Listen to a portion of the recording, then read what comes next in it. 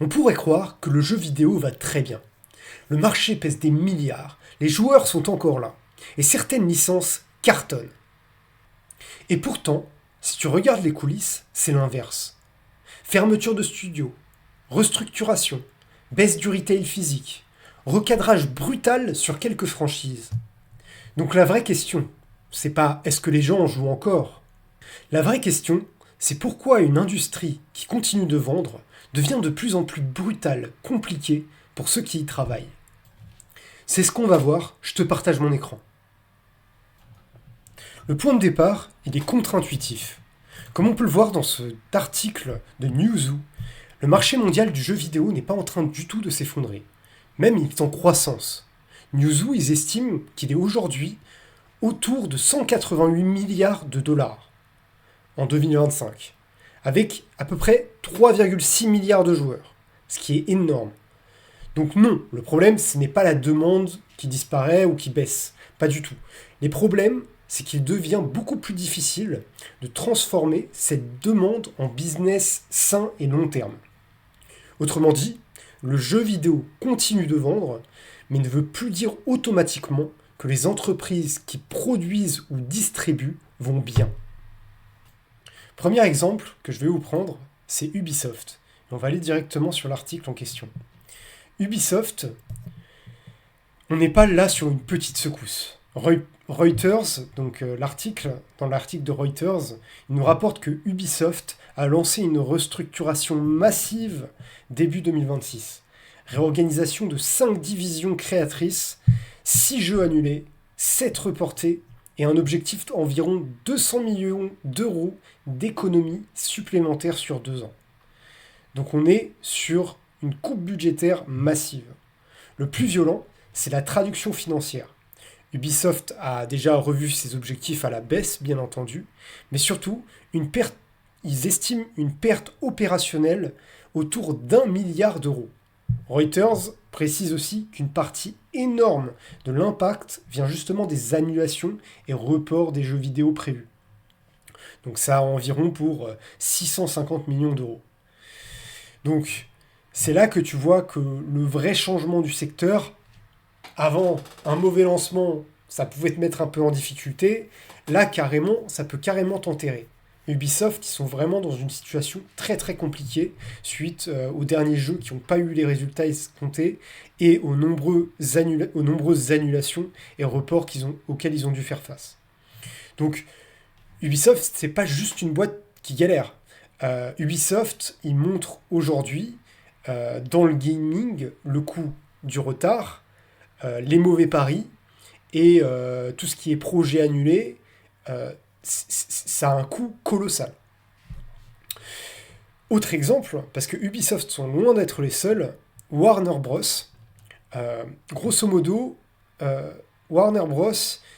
Ils vont fermer actuellement 3 studios. Warner Bros. C'est ceux qui s'occupent notamment de Mortal Kombat, de Harry Potter et de Game of Thrones et tout ce qui est DC.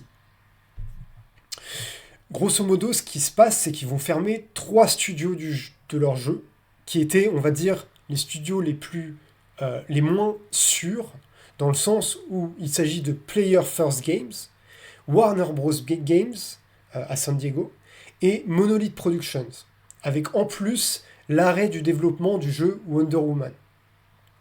Ce qui est intéressant, c'est pas seulement la fermeture, c'est le raisonnement derrière.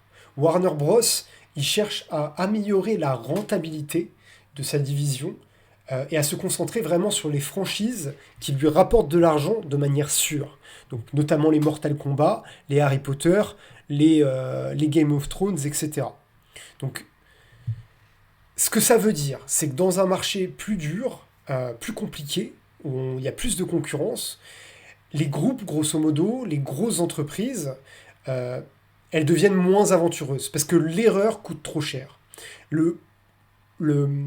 Dans le processus créatif, il y a forcément des choses qui vont marcher, d'autres qui vont pas marcher. Et aujourd'hui, les studios, ils font le pari que l'innovation, la création de nouveaux concepts, c'est trop risqué. Grosso modo, c'est ce qu'ils partagent aujourd'hui en fermant ces studios et en cutant les projets les plus innovants. Donc aujourd'hui, la créativité recule dans ces studios et la logique, elle est clairement dans le sens du portefeuille. Dernière news par rapport à ça, c'est GameStop. GameStop, pour rappel, c'est une entreprise américaine qui vend des jeux en physique.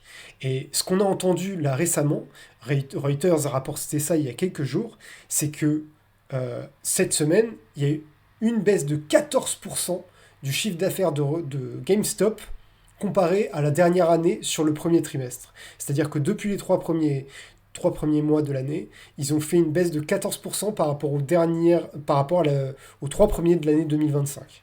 Donc le cœur du sujet ici, c'est vraiment la transformation de la chaîne de valeur. Les ventes de hardware, on va dire, et d'accessoires ont nettement chuté.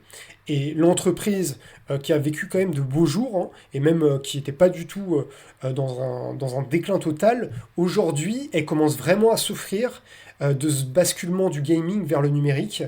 Et résultat, GameStop, aujourd'hui, ils essaient de compenser avec un modèle économique différent, notamment en se recentrant davantage sur tout ce qui va être collectible et cartes, notamment cartes Pokémon, cartes Magic, cartes Yu-Gi-Oh, etc. Donc c'est un peu la nouvelle stratégie sur laquelle veut se recentrer GameStop.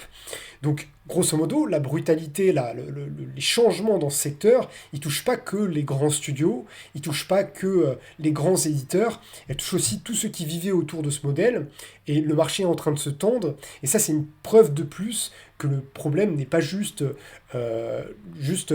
rater un lancement. En fait, aujourd'hui, rater un lancement, c'est toute l'économie du secteur qui se recompose euh, par rapport à ce marché qui est de plus en plus tendu. Donc si vous voulez, le vrai diagnostic, on va dire, si on met ces 3 4 signaux ensemble, on voit quand même on va dire un schéma. Ubisoft, il montre que produire devient extrêmement risqué, notamment dans de la création un peu différente.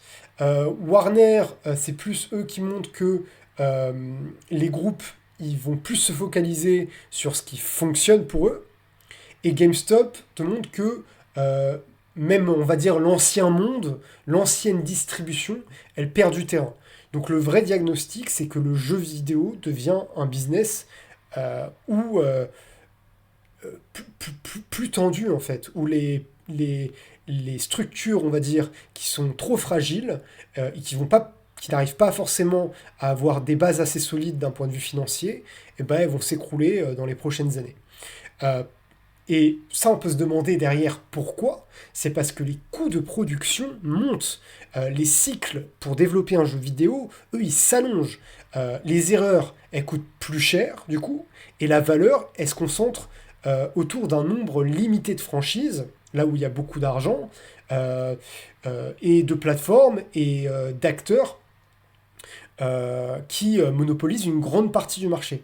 Donc voilà, en gros, ce qui s'est passé, c'est que pendant des années, le gaming a vendu une promesse de croissance créative, et aujourd'hui, il fonctionne de plus en plus comme une industrie euh, de, euh, du cinéma avec des blockbusters, pardon, euh, avec beaucoup d'argent immobilisé, peu de place pour les plus petits studios, et vraiment une prime énorme pour ceux qui trouvent le modèle qui fonctionne, et c'est qui est le modèle gagnant.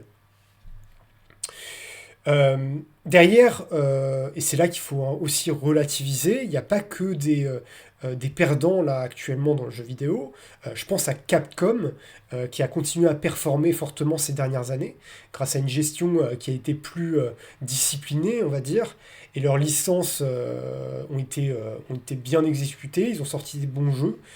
Donc le vrai sujet, c'est pas du tout l'absence de marché, hein.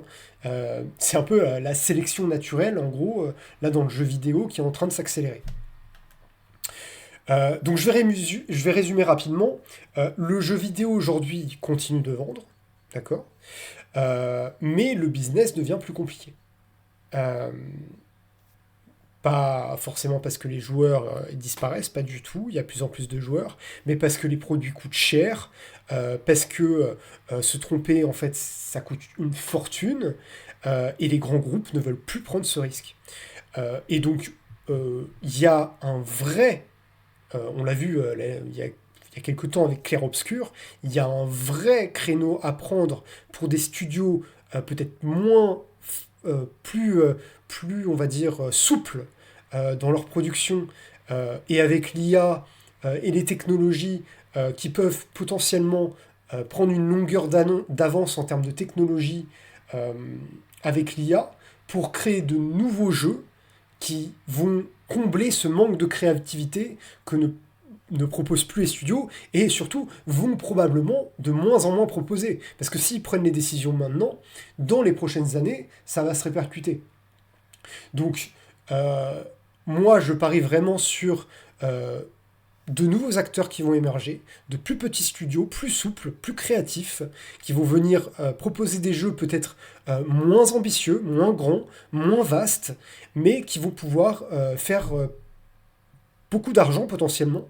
Donc moi je parie vraiment sur un renouveau pour les petits studios, de nouvelles licences, parce que ce risque que les grands ne sont pas prêts à prendre, et ben quelqu'un va le prendre, et ça va être une opportunité formidable d'avoir des nouveaux jeux, peut-être plus créatifs, euh, euh, peut-être plus fun, à voir, des nouveaux modèles. Et je pense vraiment que c'est vers ça que s'oriente le jeu vidéo sur les prochaines années. Donc voilà. Si tu as aimé cette analyse, n'hésite pas à t'abonner. Dis-moi ce que tu en penses dans les commentaires, ça m'intéresse beaucoup.